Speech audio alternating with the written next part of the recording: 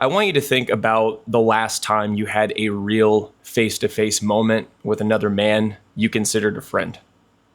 And I don't mean small talk in passing, not a, we should hang out sometime text. I mean an actual moment where you both were in the same place, you were present and connected, whatever it was, talking about life, laughing, throwing jokes, maybe not even talking much at all, just knowing you had each other's back. For a lot of men right now, that moment is either buried in years in the past or it doesn't even exist at all. And it's not because you're antisocial and it's not because you're, bad at keeping up with people. It's because male relationships are disappearing. And they aren't fading naturally. They're being dismantled piece by piece by the way our world is now set up. Male relationships are falling apart for one main reason. Men are numb, they are lost, and they're living in a world that's getting darker and bleaker by the year, if not the day. So, as men, we are fueled by purpose, and whether that's protecting what's ours, building something from scratch, or starting a family. But the structures in place now make those things dangerous, costly, and near impossible without massive risk. Now, sociologists, they have a term called third places.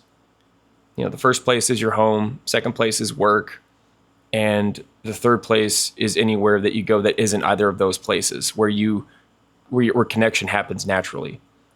And also, the first and second place are now being blended together. So we're going from three to being consolidated into mostly one, which is kind of scary. But I'll say this: I don't align with sociology as a field. It's riddled with indoctrination and bias, especially in modern academia. But the concept of third places is real because you've lived it, I've lived it, and when I grew up, I grew up I was born in 85, so I grew up in the 90s.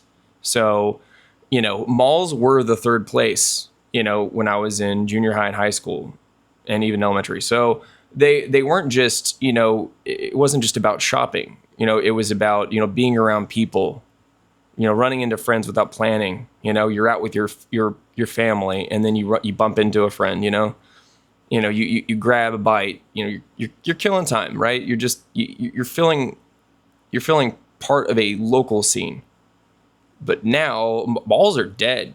They are dying. I mean, they're practically dead. So they've gone from being the social hub to feeling like a relic of the past. It's been that way for a while, because all you see is just, half empty corridors and abandoned storefronts. It smells like dust where it used to smell like popcorn and pretzels. And then also there used to be a really cool cigar lounge in my city that I used to go to. And it wasn't super fancy. It was pretty nice. I'd say it was pretty classy. But yeah, it was one of those places where men could just sit for hours, have a drink, light up a stogie and just talk about anything, work, women, politics, sports, whatever, without a clock hanging over the conversation. But yeah, that place is gone now. And with it, another spot where, men could connect without a screen between them. Third places have been replaced by nothing.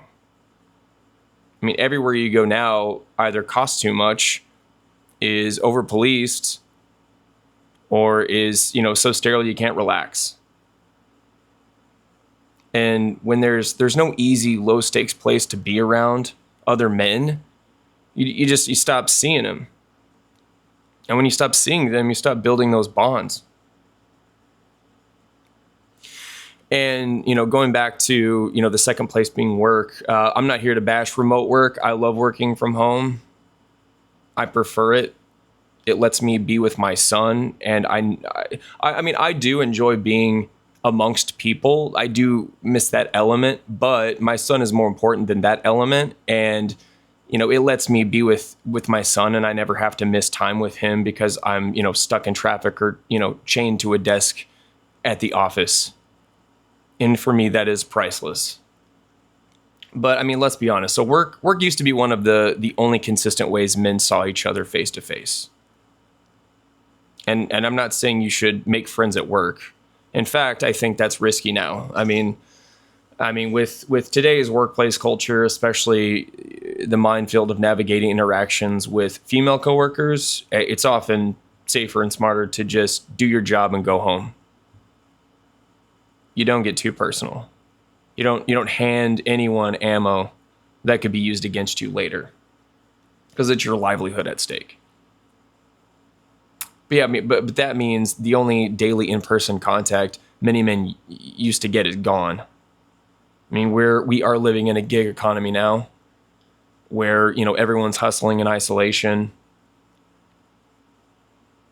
Most connections happen online, and let's call that what it is. It's pseudo connection. I mean, you can DM text, you can hop on a Zoom call, but it's not the same as sitting across from someone and reading their expressions, being able to catch their tone, and sharing the same space with them. The feeling part of friendships is missing now. I mean, if you really want to understand why men aren't forming or keeping friendships, you have to look at the cultural messaging. Because for decades, sitcoms and commercials and movies have been planting the same image in our heads, that dad is the fool, the husband is the incompetent man-child, the male friend group is a bunch of idiots getting into trouble, right? I mean, think of shows like Everybody Loves Raymond, right? Ray is the lovable idiot who can't get anywhere, or he can't get anything right without his wife or his mother stepping in. And then there's King of Queens, Doug's the bumbling slob who, has to be, kept in check by his wife. And then even The Simpsons, of course, Homer is the walking embodiment of men are useless without a woman to manage them. And then commercials, they take it a step further.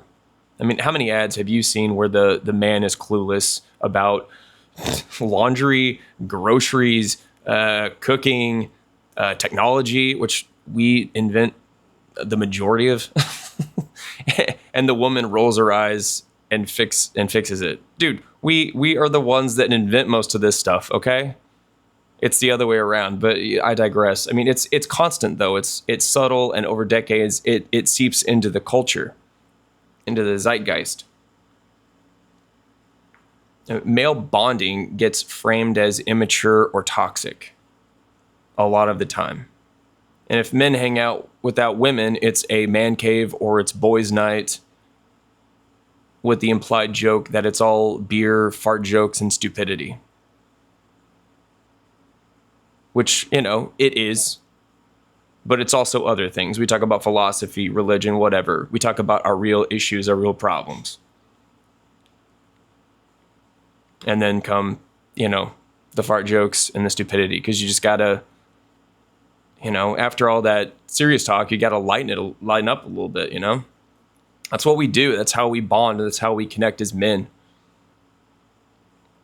But yeah, I mean, there's no mainstream respect for the idea that men could gather to sharpen each other and to think critically, to build each other up, and to be men together. And I mean, here's the reality: when you strip the dignity from male relationships, you strip the motivation to maintain them as well. I mean, like, why value something your culture mocks? But I mean, here's where it gets darker. So they're purpose driven by nature. We protect, we build, we lead, we form bonds with other men to do all of that better. one of the biggest purposes for a man historically has been to start a family. Having someone to protect and something to build toward. But, I mean, look at the structures in place today. Family court, divorce laws, the minefield of modern dating. Everything about forming a family now comes with massive risk. And when men are told over and over and over again that they can lose their kids and their home and half of their income overnight, of course a lot of them are going to back away from the idea altogether. It's only logical and pragmatic. Without an anchor, without that larger shared mission, the urgency to form deep bonds with other men fades. And yeah, friendships start to feel optional. And then you retreat into work and hobbies or, whatever distraction or coping mechanism, vice, whatever. And the cost of losing male friendships, it isn't small. Without close male friendships, men are way more likely to suffer from depression and anxiety and even physical health problems. And you lose accountability. The guy who will tell you the truth, even when it's uncomfortable, especially when it's uncomfortable. And you lose the shared wisdom, learning from someone else's mistakes and victories instead of only yours.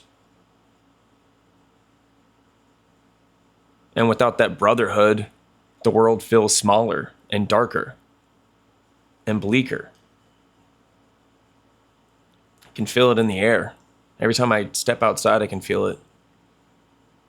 But yeah, I mean, male friendships, they won't just come back on their own. And the third places aren't magically reopening. The culture isn't going to suddenly respect brotherhood again. Not in our generation or lifetime. We have to be strategic and intentional. And what that means is that might mean creating your own spot to meet. Whether it's your backyard, garage, whatever, man. Or even, weekly cigar night on your porch. Make that your third place. I mean, it might mean, of course, reaching out to a man you respect and saying, hey, let's make this a regular thing. It's all about intentionality at this point. But yeah, I mean, I don't say this to, I mean, it's not about recreating the past. It's about protecting what's left of the real connections we can still make. Because in a world that's trying to keep men isolated, the most rebellious thing that we can do as men and as people is to show up for each other consistently, in person, and without apology.